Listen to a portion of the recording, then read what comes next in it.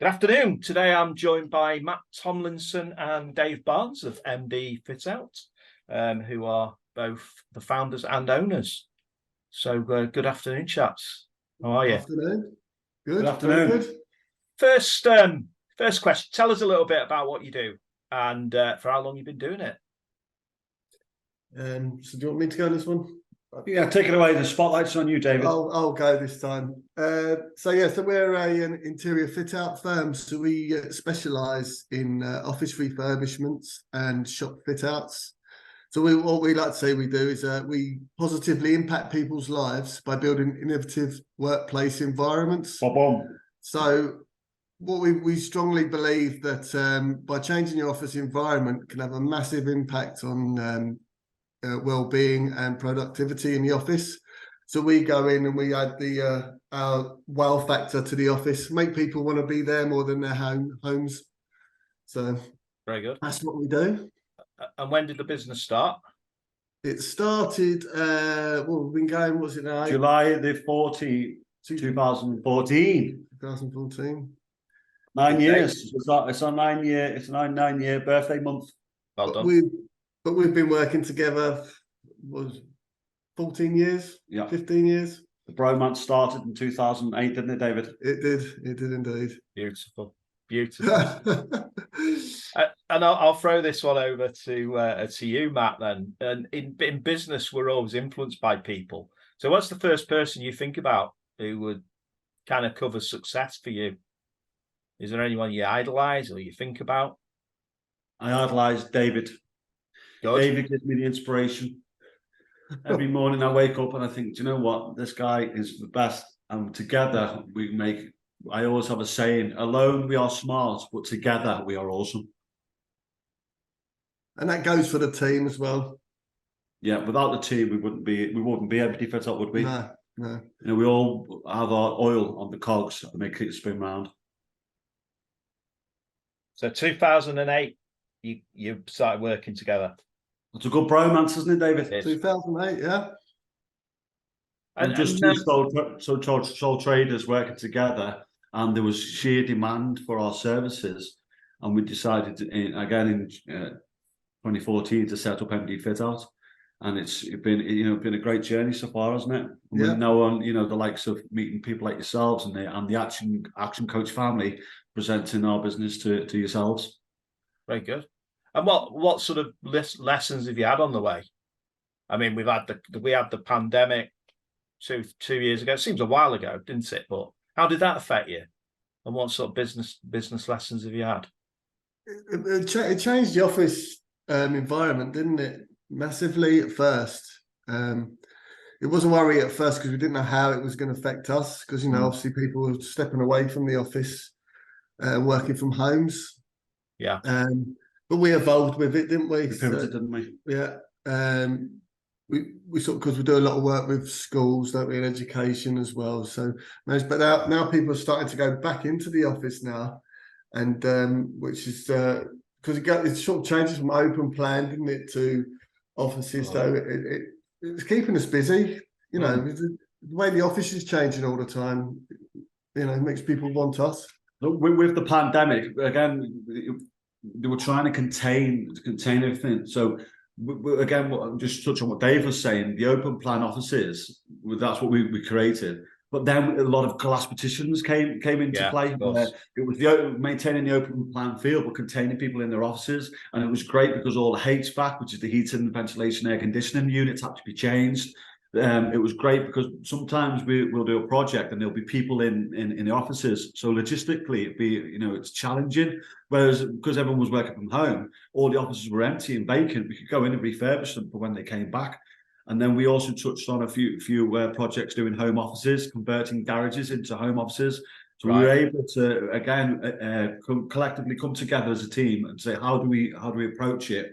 And then we created MD cough catchers, where we're bringing in these perspex screens. We're able to again divide up the desks. Yeah, cough catchers. So going back to your question, the pandemic was we were really fortunate, to be fair. Yeah, and you diversified. We came through it okay, didn't we? Yeah. and you diversified and thought of different innovative ways of doing stuff. Well done. And you mentioned that you're close to a 10-year anniversary now. You've done 9 years. And obviously, we all know the stats. Lots of businesses fail and don't make 10 years. It's only about 9% of businesses make 10 years. So what other lessons have you had on the way? Lessons what within business? Yeah. I think it's like mainly it's learning to believe in yourself. That's what we talk from having your own business. You know, not being afraid to fail, try new things. Probably one of the biggest things, isn't it? Yeah, fail. You know, we understand that fail means first attempt in learning. The only time you fail is if you give up. But if you keep on pushing and keep pushing the boundaries and innovating again, like you said, and thinking outside the box, even though the end goal is in the distance, you're going to go through rough seas. Just keep batten down hatches and go through them, because you will. There's all at the end of when there's always rain, there's always sun at the end of it. I love your one-liners. They're brilliant. Yeah. So I think that's the best thing about the pair of us is we don't know when to give up, do we? So we just keep pushing forward, moving forward. Yeah, don't learning reflect from those mistakes. It's a big lesson. Yeah, exactly. Yeah. And so you've done 9 years. What's the next 5 years looking like? What aspirations have you got for them? We've had some really seriously incredible projects on the horizon that are going to break the glass ceiling, which is what most businesses trying to achieve. They reach a certain value in their business, and they've got this glass ceiling. And when they break that, it then propels them into more and more and more. Can't give too much away, but we're very close to signing one of the biggest deals that we've ever had, and it's substantial. And there will be a PR marketing thing for it, so it'll be publicised out there when it happens. Look forward to that. So growth very much. So for the next 10 years, really, next 5 years, but beyond that. Yes, totally. Yeah, I think we're working 3, 5, 10, aren't we? Yeah. We're even looking at the exit strategy and whether we're going to hand it down to our children, or we're going to sell it, or we're going to have some acquisitions and bring in other businesses to make us a solid foundation. There's different options. But again, it's whether we want to hand it down to our boys and walk away with nothing. Yeah, it depends if they want it. Though they might turn around and no thanks. Yeah. Are they in the business yet? Are they working in the business? No, only young. What are they, 8? Yeah. Just at secondary school at the moment. Yeah. So they actually go to the same school in the same year, aren't they? Our boys, funnily enough. Yeah. Don't tell me they're called Matt and Dave. No. But my son actually started his first job yesterday. Right. The summer holidays. So it's proud dad moment. Yeah, his first in hospitality. So it's good to see. Good. So very much that glass ceiling, growing the business, developing the business. Yes. You've mentioned a lot about your people being inspirational to you in the success. So how many people do you employ? So in our team there's six of us in the team. So we're only a small company, but we do have a lot of subcontractors around us that we've used for the years, that we love and trust, and that have basically, if it wasn't for them, wouldn't be where we are now, would we? Yeah. So it's all about building a great team around you, and we can trust the guys that we have. And what sort of lessons do you think you both had in employing people? For me, it's more understanding, because I came from a military background, then into being a labourer, and then into being a fitter, and progressing up without any experience of any financial. For me, it's like learning lately about the PAYE, the corporation tax, all the different type of employee NICs, etc., that come involved with business, which no one really understands when they go into business. Taking a hairdresser, for example, she wouldn't, or he wouldn't understand at that moment in time. They think they would set up a hairdresser, and they go and they end up working in the business. Whereas for us, I feel working on the business is more critical than working in it. It's the old E-Myth book that was out there about, don't be the technician. You've got to make that leap and decide, do you really want to work on a business and push it forward, or do you want to stay in it? Okay. Dave, anything from you regarding employing people? employing people, what we've learned from employing people, I think it's Right, smile. yeah, I suppose it's taking care of your staff, isn't it? Yeah. You know, treat them how you want to be treated.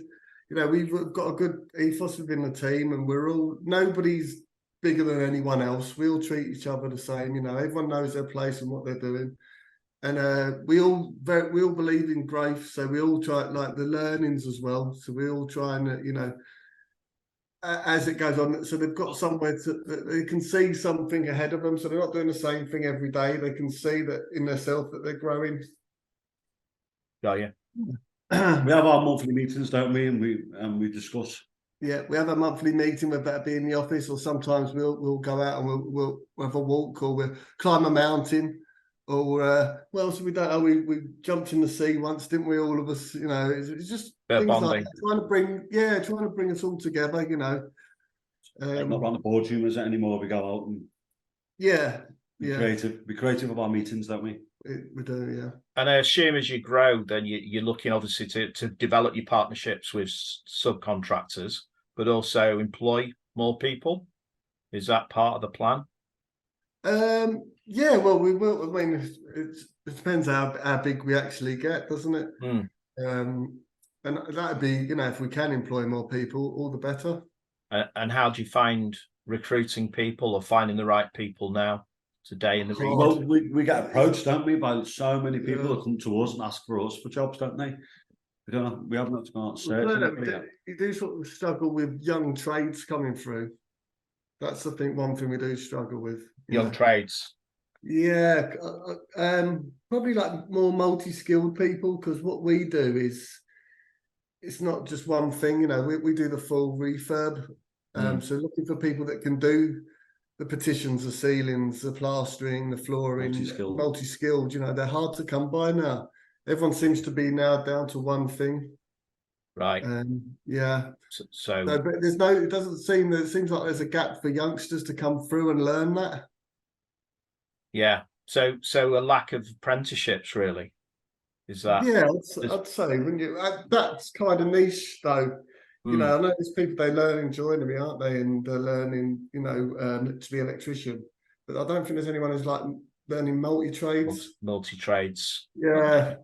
Yeah. I mean, it's a common problem at the moment, finding skilled tradespeople. Yeah. But, it's a really good point on multi-skilling there and multi-trades. Good. Looking back, if you could now go back to your 18-year-old self, what sort of advice would you give yourselves? It's a lot harder for me to think 18, but about yourself. First thing I'd say to myself is invest. Invest 10% of your earnings, because I've only just started doing that 5 years ago, and I think to myself, if I'd done that when I started, God, imagine what you'd be like now, what position you'd be in. So yeah, so that's what I'm constantly banging on to me lads now. So just as soon as you can, start putting that money into, you know, funds. Yeah. Well, it's what my dad told me. I didn't listen to him, so hopefully my son will listen to me. But we were never taught it at school, was we? No. At school, you know, you don't learn that sort of stuff. No, you're not taught about business at school, are you? Let's be honest. No. So I've wrote a book that's available on Amazon called The Business Book for 10-year-olds. And it's an interactive book where it teaches 10-year-olds that, because they get so much money for birthday, Christmas, etc., and even off of granny for being good at, you know, doing well at school, that they have their money from their birthdays. And yeah, it's fine. Go and blow loads of it. It's great. You've got to enjoy yourself, but save a little tiny bit and invest a little tiny bit. And then there's also some spare pages in the back to write a business plan and what their business ideas, etc. But again, it's about what Dave's saying. It's targeting the young, very young, about investing at a young age, even if it was £10. Imagine if a child was starting to invest at £10 as they grow to 16, 18, 21, and they've got that understanding of just putting their investment into a fund and just letting it be there, not monitoring it on their phones and their apps. Just let it go there, let it fester. It's like a big turkey. You put a turkey in the oven and you just let it, and you just leave it in the oven, and then it will come out tasting absolutely delicious at the end of it. But if you keep opening the oven door and you keep prodding it and poking it, it's not going to be as perfect. So your investment is like a turkey. Put it in the oven and let it cook beautiful. So what inspired you to write that book then? Like a turkey. What's this? Again, because I'm seeing how much money my son, he's now 11, but he was 10 at the time, was wasting the money that I was giving him. And so, where's that money going? Where's your money off your mum? Where's the money off your nana? And, you know, I bought a FIFA game, or I bought this. So the book, I thought, you know what, there must be his mates out there who also spend that sort of amount of money on just, you know, all kinds of things. And it's the book says, you can go and buy like a Nerf gun, which got like battery operated and it shoots multi bullets. And then, or you can buy a cheaper gun, which has got a single shot. And you'll find that the guys, Alfie and Arthur, were having a Nerf gun fight, but the one who paid the cheaper gun, because he was doing single shots, was winning the battles because the other one kept jamming all the time, but the battery was dying out. So it's like a modernized book where it's able to give kids a bit of an insight into saving, investing a little tiny bit, but blow the rest on good times. So your advice tomorrow is never promised. So your advice would be pretty similar, Matt, about investment. So my advice for an 18-year-old is do not worry about whatever life is going to throw at you, because you will always change. So there's people, I'm 45 years of age and I'm still evolving. I still don't know where the next 5-10 years is going to be. So you don't have to figure it out at 18 years of age, 17 years of age.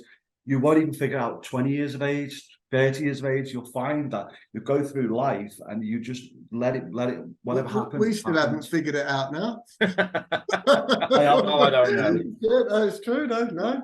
You know. Yeah. So always changing, always learning. Yes. Yeah, you're not learning. Don't worry about too much what you want to be. Oh, I want to be such and such when you're older. Just let it roll and see what happens. And wherever the universe takes it, it'll take you. Yeah. But obviously go back to what you said before, learn from your mistakes. Make your mistakes once, but learn from them. Yes, yeah. Very good. Listen, Dave, Matt, really enjoyed speaking to you. It's been a pleasure. It's been fun, which is good. So always a pleasure. Always a pleasure. And all the best for the next 5 years of your business and beyond. Well, thanks for having us. Sounds exciting. No, great to see you. Looking forward to the next 5 years. I bet you are. And you're going to have fun along the way. Yeah. Great stuff. Thanks a lot. Thank you.